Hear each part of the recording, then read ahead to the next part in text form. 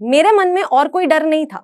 मेरे मन में सिर्फ एक डर था कि अगर मेरे पापा ने या मेरी मम्मी ने या फिर मेरे रिश्तेदारों में से किसी ने ये वीडियो देख लिया, मेरे मुंह से उस बेबी वर्ड निकल गया बच्चा की जगह।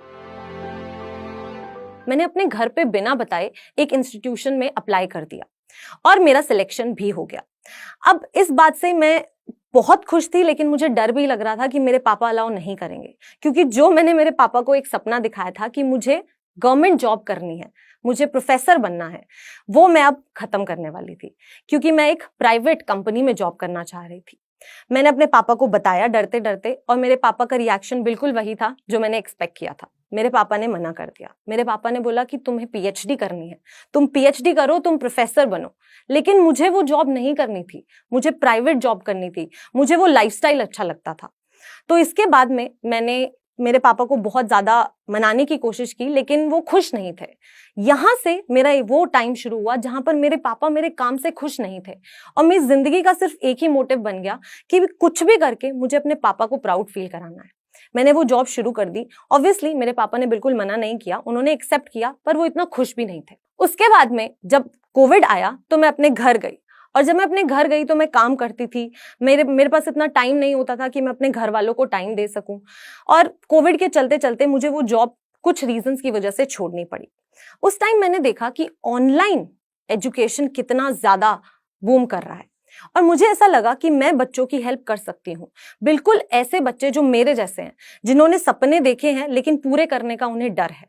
मुझे लगा कि मैं ये कर सकती हूँ, और इसीलिए मैंने अलग अलग जगह पे अप्लाई करना शुरू किया, और एक बहुत ही बड़ी एडटेक कंपनी में मुझे जॉब मिल गई। फिर मेरी जिंदगी में एक टर्निंग पॉइंट आया। मैंने अपनी लाइव क्लास में, मेरी क्लास में एक बच्चा बार बार एक वर्ड लिखी जा रहा था जो था बेबी वर्ड। अब मैंने उस वर्ड को, ऐसा होता है, बहुत बार होता है, आपने भी देखा होगा कि आप कुछ बोलना चाहते हैं लेकिन आपके मुंह से निकल कुछ और जाता है। सेम वही चीज थी, आपके सबकॉन्शियस माइंड में वो वर्ड रह जाता है। तो वो बच्चा उसी वर्ड को बार बार लिख रहा था, और शायद वो कहीं मेरे सबकॉन्शियस माइंड में रह गया, और मैंने वो वर्ड गलती से, क्योंकि मैं अपनी क्लास में बच्चे, बेटा, ये वर्ड बहुत यूज करती हूँ, तो मेरे मुंह से उस वो बेबी वर्ड निकल गया बच्चा की जगह पर। अब यहां था सब कुछ खराब हो गया। मुझे नहीं लगा था कि ये बहुत बड़ी बात है, क्योंकि अगर आप एक ऑफलाइन क्लास भी देखेंगे तो एक टीचर जब बच्चों को पढ़ा रहा होता है तो वो अलग अलग एग्जाम्पल्स लेता है, एंड बेबी इतना बड़ा वर्ड नहीं था। मैं नॉर्मल थी, मैं क्लास से बाहर आई, मैंने अपने दोस्तों को भी बताया कि आज पता है क्लास में क्या हुआ, और ऐसे ही सब चलता रहा। कुछ दिनों बाद में मैंने देखा कि वो वर्ड जो है वो एक मीम की तरह वायरल होने लगा, जो मेरे लिए सबसे ज्यादा डिप्रेसिंग था, क्योंकि आज तक जो मैं कर रही थी वो सब शैटर होने वाला था। मेरे पापा मम्मी जिस चीज से डरते थे वो सब खत्म होने वाला था। उस वीडियो को हटवाने के लिए मैंने बहुत कुछ किया। जिस दिन वो वीडियो आई उसी दिन मैं पूरी रात जगी रही, इनफैक्ट मेरे दोस्त भी जगे रहे, और हम सभी ने उन मिलियन फॉलोअर्स वाले पेजेस को कांटेक्ट करने की कोशिश की। हमने उनके नंबर्स निकलवाए और उनके एडमिन्स को कॉल किया और उनसे वो वीडियो हटवाई। बहुत कोशिश की कि सभी पेजेस से हम हटवा पाए। बहुत से मीम पेजेस से हमने उसे हटवा भी दिया, लेकिन इंटरनेट है, हर जगह से नहीं हट सकता। लेकिन मुझे अभी भी डर लग रहा था। मैंने इनफैक्ट ऑनलाइन एफआईआर भी की।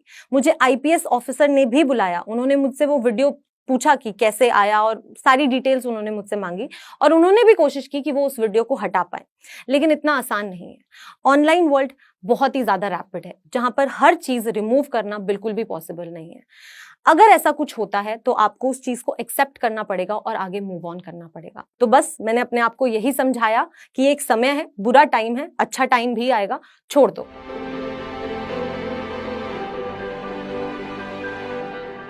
और मैं अपना काम करती रही। इसके बाद में मैंने सोचा कि जब ये सब हो गया है और अगर मैं ये सब हैंडल कर सकती हूँ तो मैं कुछ भी हैंडल कर सकती हूँ। मैंने अपना इंस्टाग्राम ओपन कर दिया। मैंने कहा कि चाहे कुछ भी हो, अब वो करेंगे जो हमारा मन करेगा। अब यहाँ पर आप सभी ये देखेंगे कि आपको सिर्फ अपने काम से मतलब रखना है। आप सिर्फ अपना काम कीजिए, बाकी सब चीजें जो है वो यूनिवर्स अपने आप ठीक कर देता है। अगर आप खुश हैं तो आपके आसपास की चीजें अपने आप खुशनुमा होने लगती है।